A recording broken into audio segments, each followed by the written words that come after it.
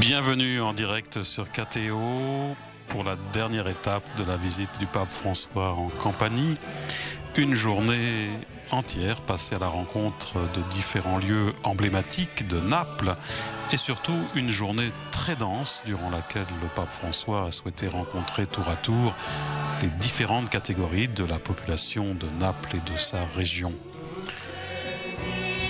Ce dernier rendez-vous de la journée se déroule ici sur le Longomare, le quai Caracciolo, un rendez-vous festif avec la jeunesse napolitaine au son des rythmes et des chants célèbres.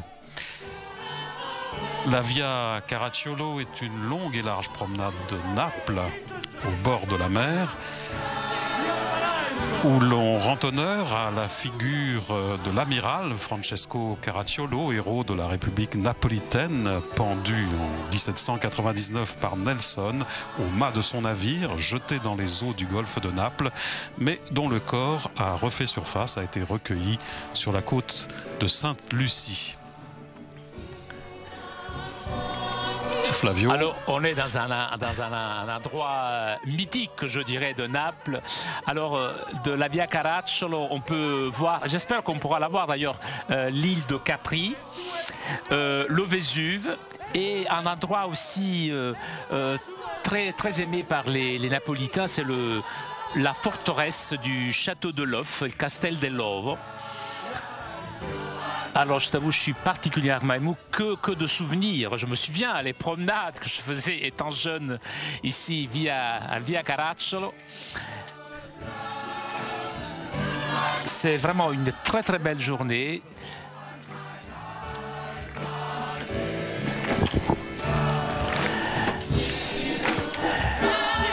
Insieme! Battiamo le mani, forza! Alors on dit que jusqu'en l'an 800 à peu près, la mer est venue pratiquement arriver jusqu'au palais de la Riviera di Chiala, mais qu'ensuite il a été décidé donc de fermer la plage, de créer cette nouvelle route dédiée à l'amiral napolitain. Et puis les falaises ont donc pris la place du sable, sauf pour certaines parties de la plage qui subsistent encore. Et puis récemment, il paraît que la ville a commencé à parler d'un projet visant à reconstruire la plage. Et bien, donc là, voilà, on voit un tout petit bout de Capri, juste derrière là. Juste en face, derrière le podium, à droite, c'est cela. Voilà, alors si on arrive à mettre le casque au pape, eh bien ce serait la seule personne à mettre le casque, parce que personne ne met le casque à Naples. Ah, c'est pour ça, alors, voilà. C'est symboliquement à l'envers. Voilà. Ou alors c'est pour inviter les jeunes, oui, justement, probablement. à imiter voilà, c'est un le voilà. Saint-Père, comme une leçon de civisme et surtout de prudence.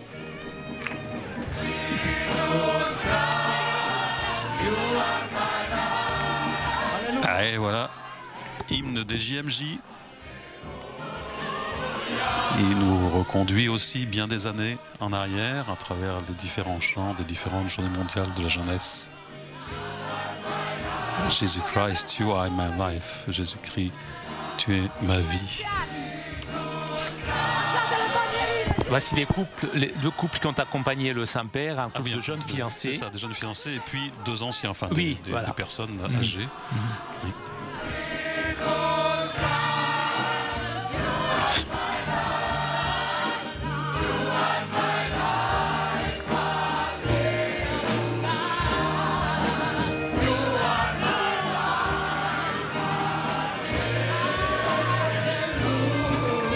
Benvenuti!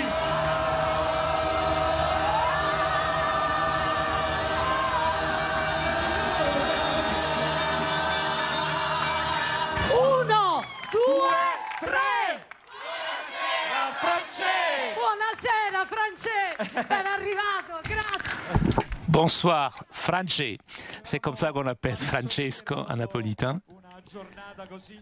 Après une journée si intense, on voulait vous donner l'énergie de ces jeunes.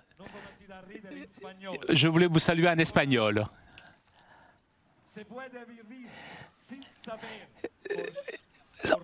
On peut vivre sans savoir pourquoi, cependant, on ne peut pas vivre. On ne peut pas vivre. On ne peut pas vivre sans savoir pour qui on vit. Maintenant, en napolitain maintenant. Senza sapere per chi. Finalement, ça ressemble un peu à l'espagnol, le napolitain, enfin un tout petit peu quand même. E noi oggi viviamo solo per Papa Bergoglio. Et aujourd'hui, nous vivons pour Papa Bergoglio. Non, non, non, non, Papa Francesco, même pas Papa Francesco. Il faut vivre pour la joie d'être croyant, pour la joie qui nous donne le Christ, pour la joie d'avoir l'espérance, pour la joie d'être courageux, pour la joie de ne pas se laisser aller. Est-ce que je peux t'embrasser au nom de tous les Napolitains? Nous gambamo baggioi, nous vivons pour la joie en napolitain.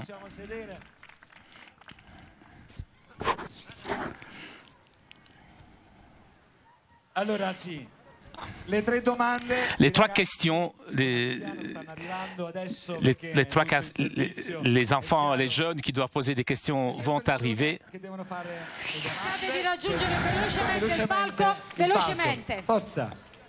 Allora, poiché qui non sono presenti solo i giovani. Puisqu'il n'y a pas que des jeunes aujourd'hui, mais si les anciens, les personnes âgées, Vincenzo e Bianca, a nome dei giovani. Donc Vincenzo e Bianca, porte-parole des jeunes. Vi fate da questa parte. Poi et ensuite les personnes âgées. Sono anche tutti gli anziani. Erminia 94 anni. Erminia 94 ans. Angelo e Caterina. Et ensuite 95. Ah, 95 ans. Eh mais dis donc. Si è preso un anno in più. Allora, piano piano.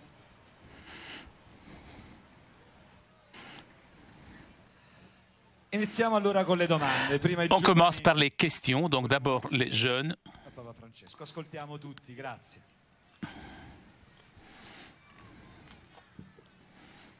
Caro Papa Francesco. Cher Pape François, vous nous avez appris que l'apôtre doit s'efforcer d'être une personne courtoise, sereine, enthousiaste, joyeuse, qui transmet la joie là où il se trouve.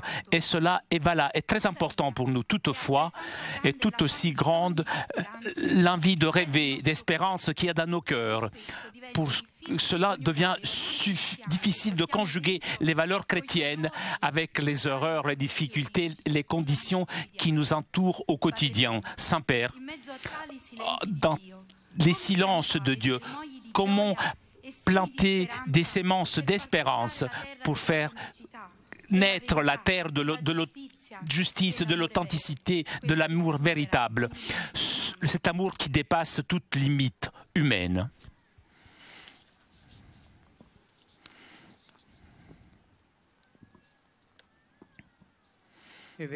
C'est vrai que... Excusez-moi, je suis assis, mais je suis vraiment fatigué.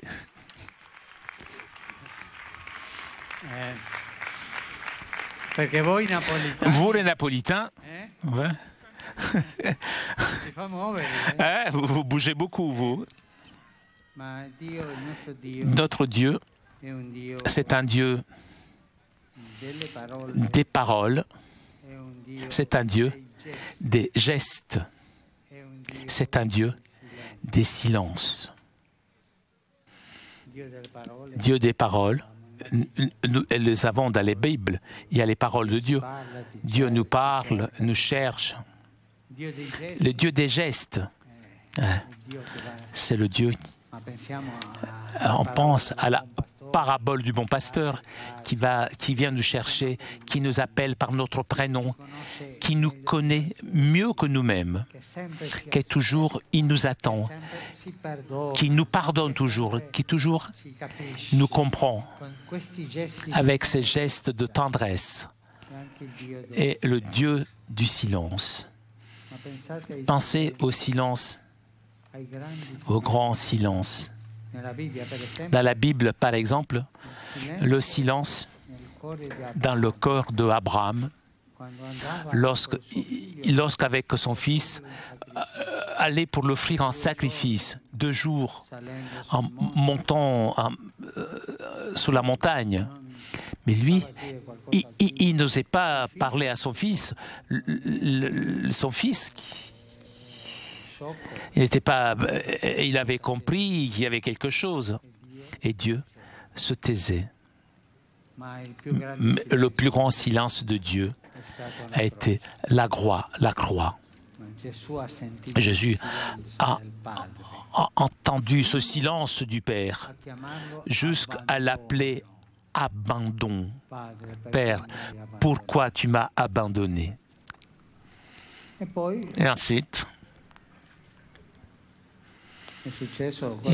il est arrivé que ce miracle, cette parole, ce geste grandiose qui a été la résurrection. Mais notre Dieu est le Dieu des silences. Et il y a des silences de Dieu qu'on ne peut pas expliquer si tu ne regardes pas la croix. Par exemple, pourquoi les enfants souffrent? Comment peut-on expliquer cela? Où on peut trouver un mot de Dieu qui explique pourquoi les enfants souffrent? C'est l'un des grands silences de Dieu. Et le silence de Dieu, seulement, on ne dit pas qu'on puisse le comprendre. Nous pouvons nous approcher au silence de Dieu en regardant le Christ crucifié, le Christ qui meurt, le Christ abandonné, du jardin des Oliviers jusqu'à la croix. Voici les silences. Mais Père, Dieu nous a créés pour être heureux. Oui, c'est vrai. Mais lui, souvent, il se tait. C'est ça la vérité. Je ne peux pas te raconter des histoires, non. Il faut croire, tout se passera bien, tu seras heureuse, tu auras beaucoup de chance, tu auras beaucoup d'argent. Non, non, non. Notre Dieu se tait. Souviens-toi, c'est le Dieu des paroles, le Dieu des gestes et le Dieu des silences. Ces 3 choses, tu dois les unir dans ta vie. C'est ce que j'ai envie de te dire. Malheureusement, je n'ai pas d'autres réponses à te donner.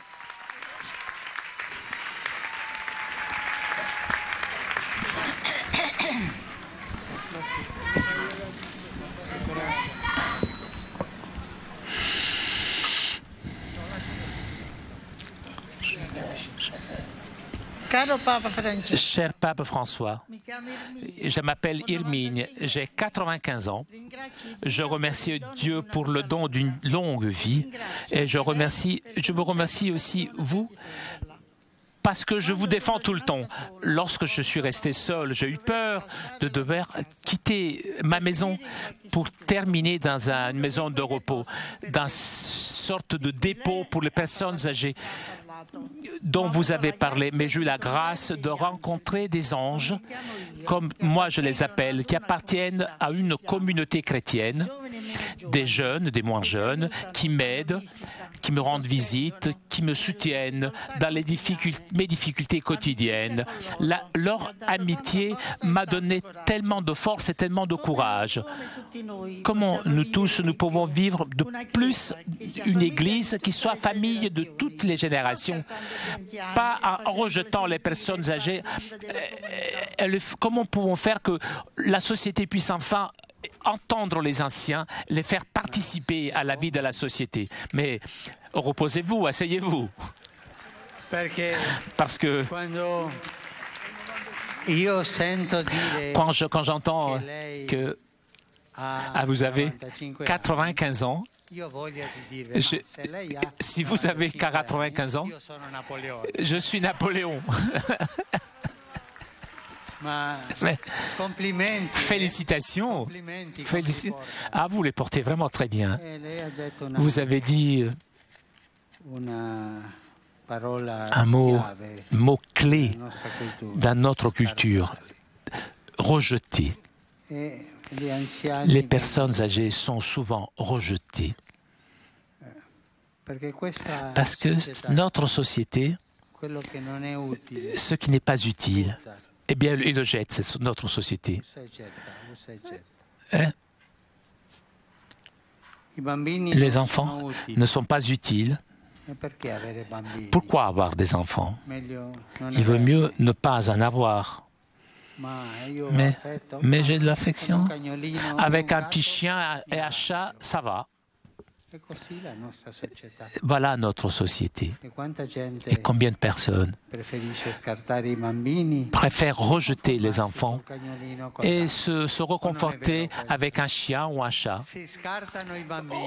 On rejette les enfants. On rejette les personnes âgées. Puisqu'on les laisse seuls, on les abandonne, mais même nous, personnes âgées, nous avons des petits malaises, des petits problèmes. Nous sommes un petit peu, comment dirais-je,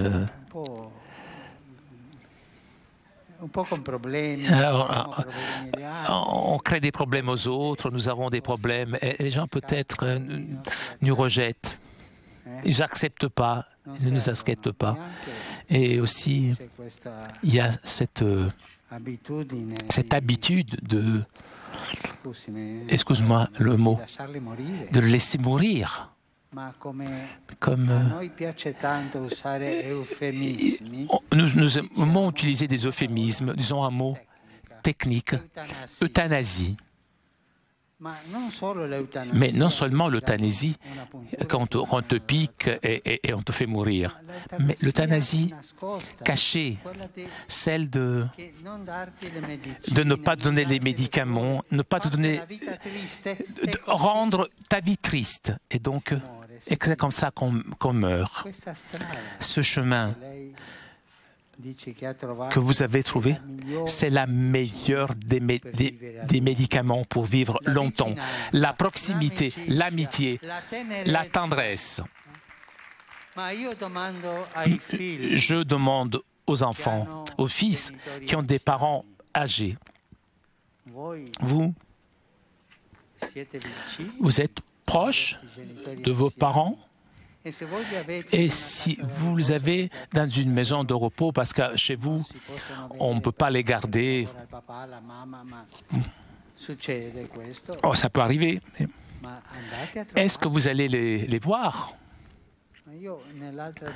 Dans l'autre diocèse, j'ai trouvé, lorsque je visitais les maisons de retraite, beaucoup de personnes âgées, mais je leur posais la question, combien de...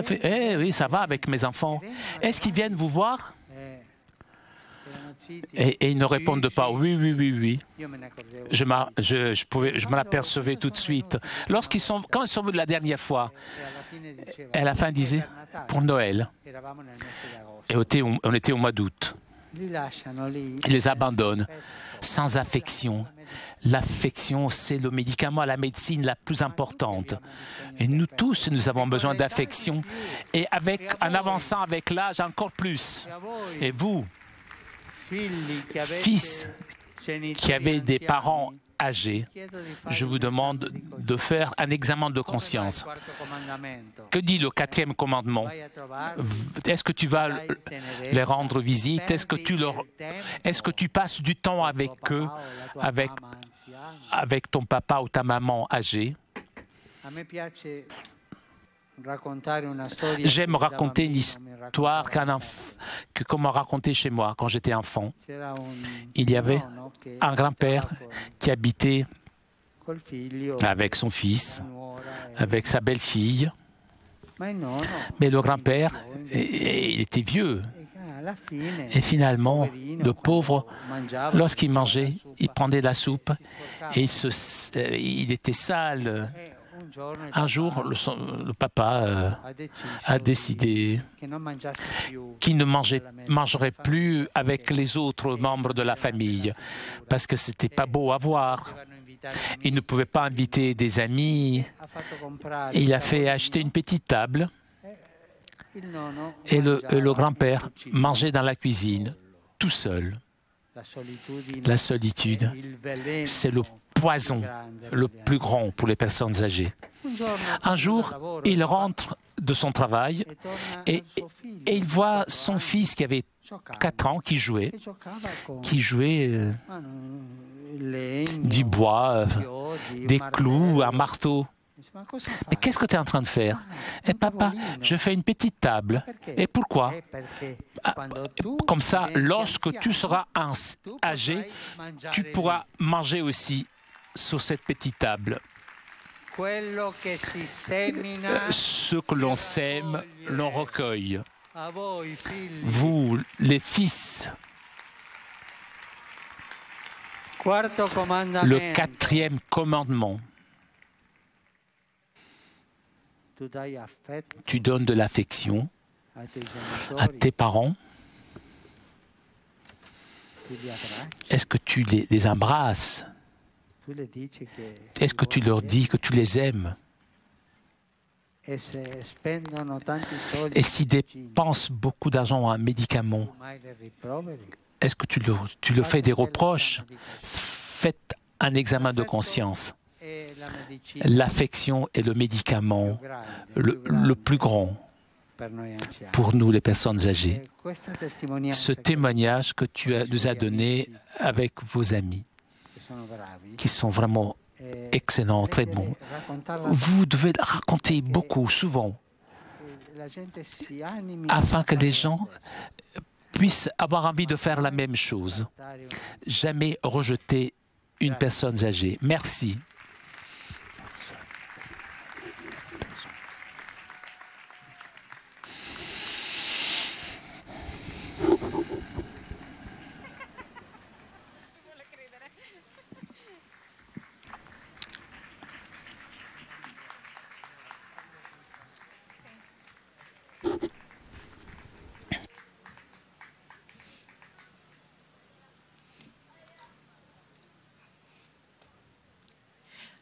Caro Papa Francesco, Cher Pape François, nous sommes un couple, non giovani. nous ne sommes pas jeunes, Abbiamo 31 anni di matrimonio. nous avons 31 ans de mariage, 9 ans de fiançailles et nous représentons un petit peu toutes les familles puisque nous nous occupons de toutes les familles de notre diocèse. Nous sentons fortement notre responsabilité puisque vous, récemment, vous nous avez dit que nous devons communiquer la belle chose de la famille, puisque la famille est le lieu privilégié de la rencontre, de la gratuité, de l'amour. C'est là l'amour est donné gratuitement. C'est un défi qui demande beaucoup d'engagement, surtout aujourd'hui, puisque nous avons beaucoup de courants contraires, et vous le savez mieux que nous. Et donc nous devons retrouver la capacité de faire ce choix courageux un petit peu à contre-courant qui défendent le véritable sens de la famille. Parce qu'aujourd'hui, on parle beaucoup de famille, mais pas dans le sens véritable, puisque nous aussi, nous savons, comme vous nous avez dit, qu'est la ressource la plus importante de la société. C'est un moyen privilégié pour transmettre la foi. Sinon, on dit qu'il n'y a que les femmes qui parlent, donc il vaut mieux que je parle moi aussi. Vous nous avez incité à ne pas nous laisser voler l'espérance. Dans une ville comme Naples, patrie de beaucoup de sang, et où il y a beaucoup de souffrances, de contradictions, où la famille est attaquée. Comment pouvons-nous bâtir la pastorale de la famille en sortie et pas enfermée en elle-même, et qu'elle raconte à tous la beauté? Comment pouvons-nous conjuguer notre sécularité avec la spiritualité, nous inspirant aux paroles de notre archevêque, laisser la place à l'espérance? La famille est en crise. C'est vrai. Ce n'est pas une nouveauté. Les jeunes ne veulent pas se marier.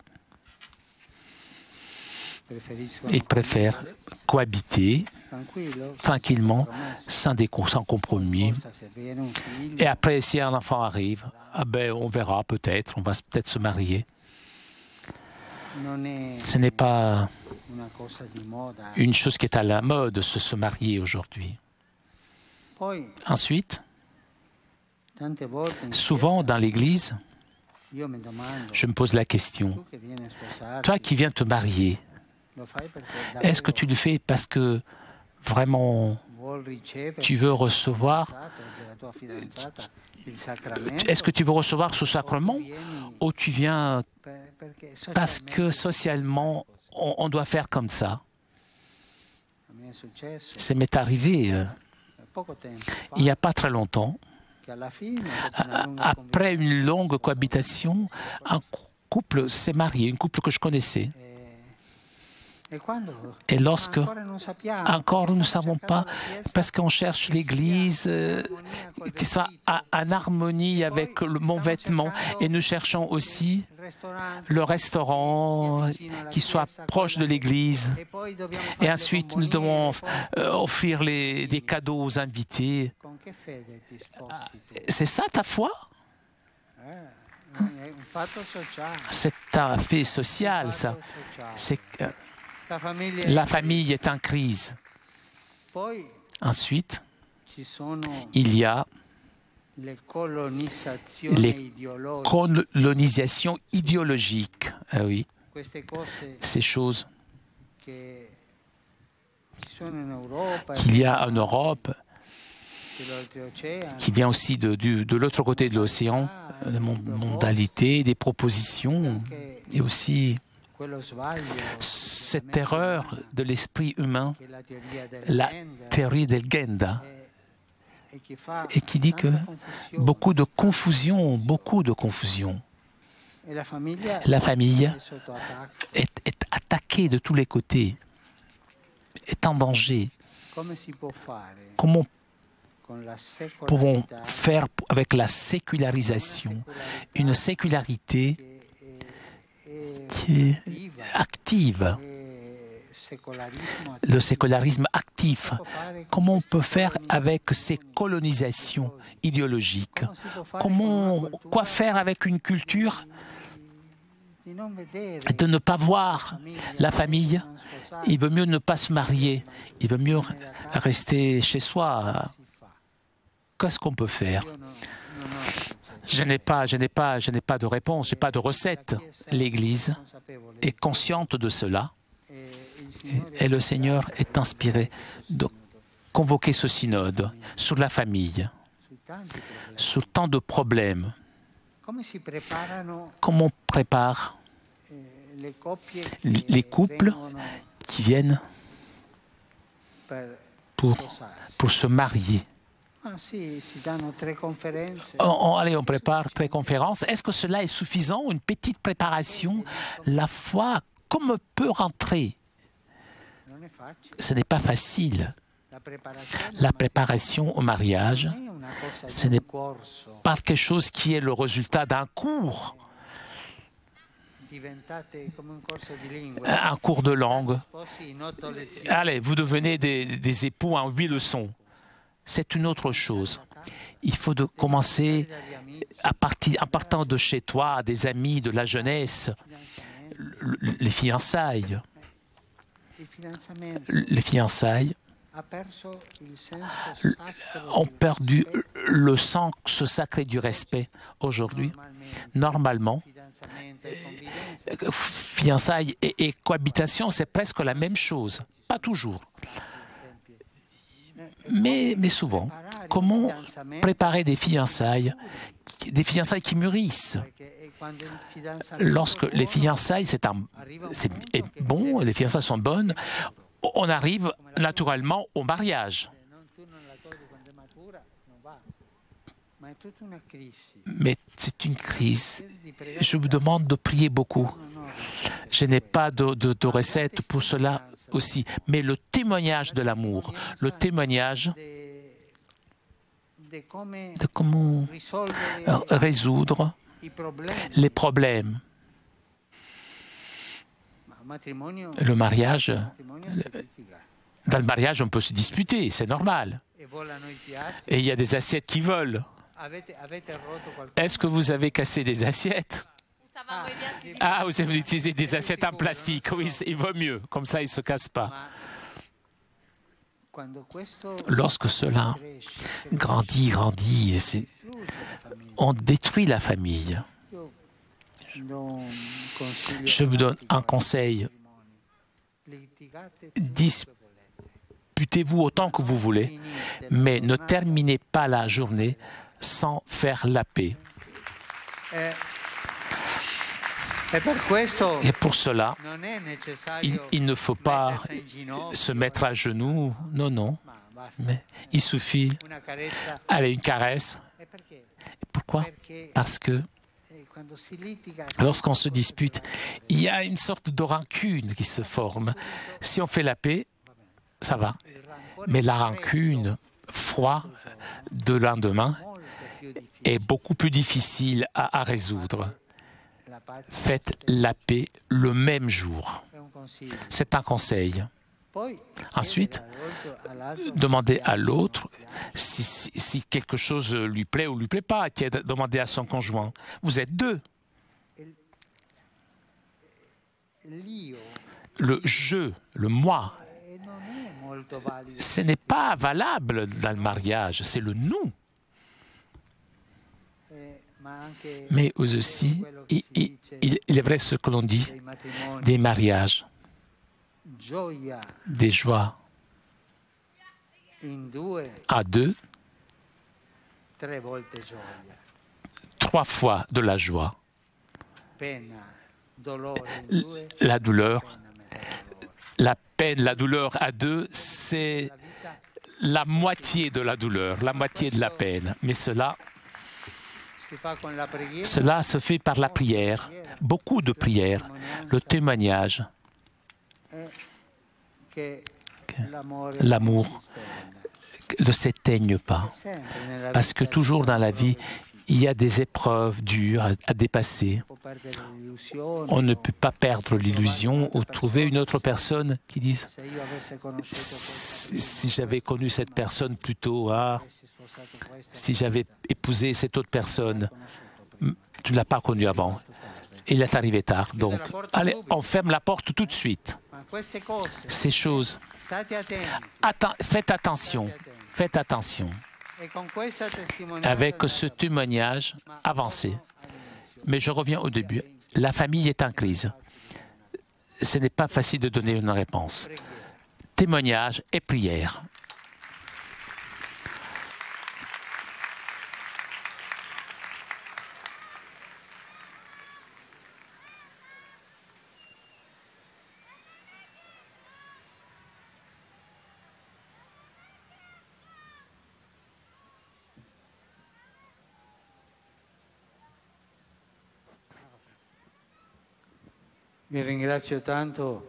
Je vous remercie beaucoup de cet accueil et des témoignages. Je vous demande de prier pour moi. Je vous demande pour prier pour les jeunes. Aujourd'hui, c'est le printemps, le jour de l'espérance, le jour des jeunes. Et peut-être, tout printemps, on reprend donc le chemin de la jeunesse. On fleurit, on renaît de nouveau. Mais les jeunes, ne perdez pas l'espérance d'avancer toujours. Aux personnes âgées,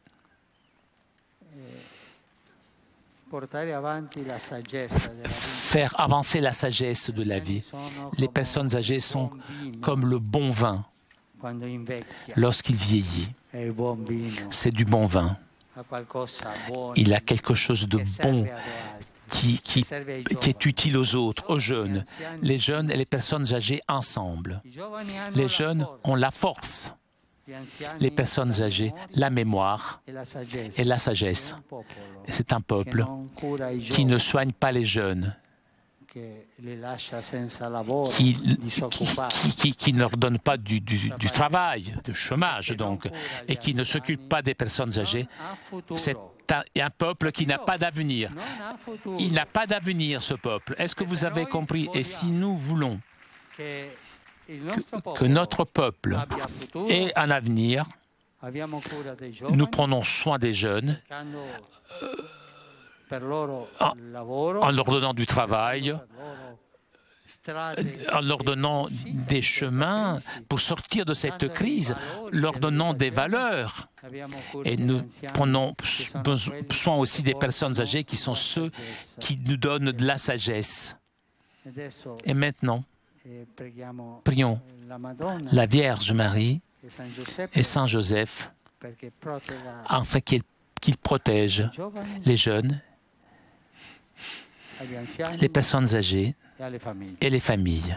Ave Maria, piena di grazia.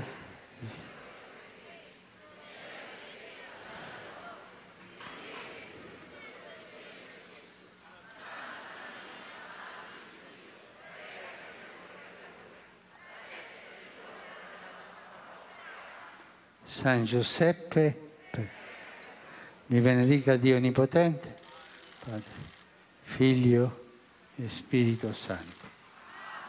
Grazie, grazie tanto.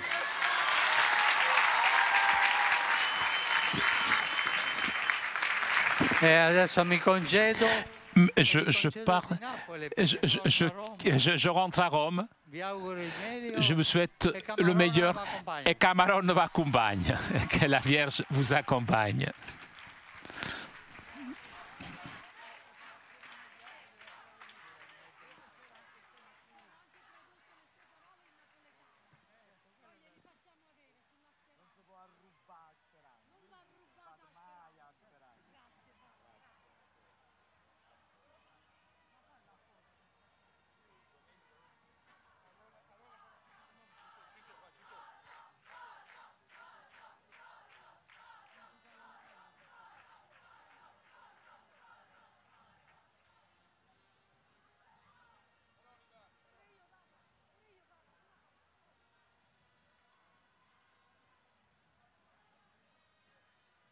I ragazzi stanno salutando con O Sole Mio.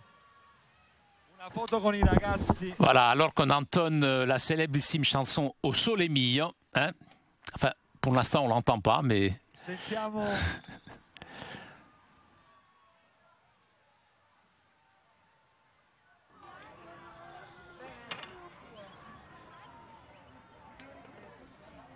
Me lo ricorderò!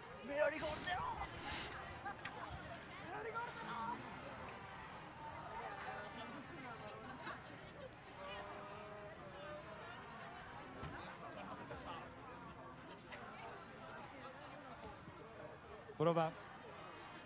Sono stati anche distribuiti Gigi.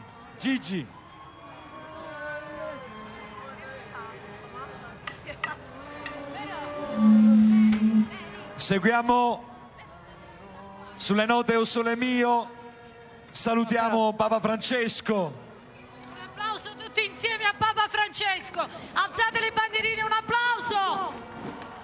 Sono stati distribuiti anche 10.000 Vangeli. On a distribué 10 000 évangiles.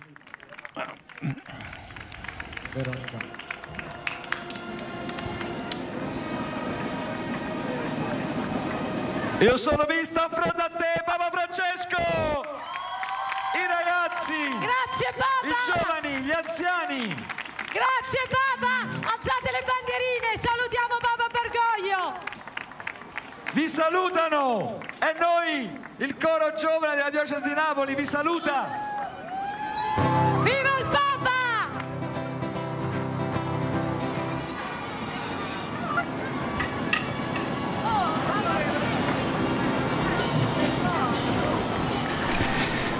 Eh bien, ainsi s'achève cette visite du pape François en Campanie, le 3e de son pontificat dans cette région, puisqu'il y a eu Caserte donc par 2 fois en juillet 2014. Au cours de cette journée, Le Saint-Père aura donc rencontré, je vous le disais, quelques 800 000 fidèles, prononcé 4 discours et une homélie. Le Saint-Père qui a pu marquer ainsi de sa présence toute la ville de Naples à travers ces différentes rencontres dans les lieux aménagés à cet effet et les populations venues le saluer, l'accueillir et le remercier. Dans un moment, le Saint-Père va rejoindre la gare maritime de Naples, d'où son hélicoptère décollera pour le reconduire au Vatican. Aux 3 témoins, aux 3 intervenants, sur ce quai, sur ce bord de mer de Naples, le Saint-Père a répondu tout d'abord à la jeunesse en parlant de la souffrance qui ne pouvait s'expliquer qu'en regardant Jésus crucifié, aux personnes âgées en invitant les enfants à prendre soin, à donner ce remède qu'est l'affection, ce remède, le grand remède, disait le pape, et reconnaissant la crise de la famille, il a évoqué le synode pour la famille qui tente de répondre à ces questions des difficultés entre les époux et surtout de la préparation, de la maturité pour aller vers le mariage. Merci à tous ceux qui nous ont permis tout au long de cette journée de suivre ces différentes étapes du Saint-Père en Campanie. Merci à CTV, à nos confrères de l'agence Romaine Immédiat, particulièrement à Bénédicte Luto. Merci à Flavio Esposito pour ses traductions et ses commentaires. Merci à Pierre Sébron et à Fabien à la diffusion pour KTO. Merci à vous tous de votre grande fidélité. Prochain rendez-vous en direct avec le pape demain aux alentours de midi pour la prière de l'Angélus depuis la place Saint-Pierre. Bonne soirée à toutes et à tous. Nous vous laissons sur ces magnifiques images de la baie de Naples. Restate ancora un po' con noi, non andate ancora via, così possiamo continuare a salutare Papa Francesco, ad accompagnarlo con questa giornata stupenda. Ricordiamo, Ti farei un applauso.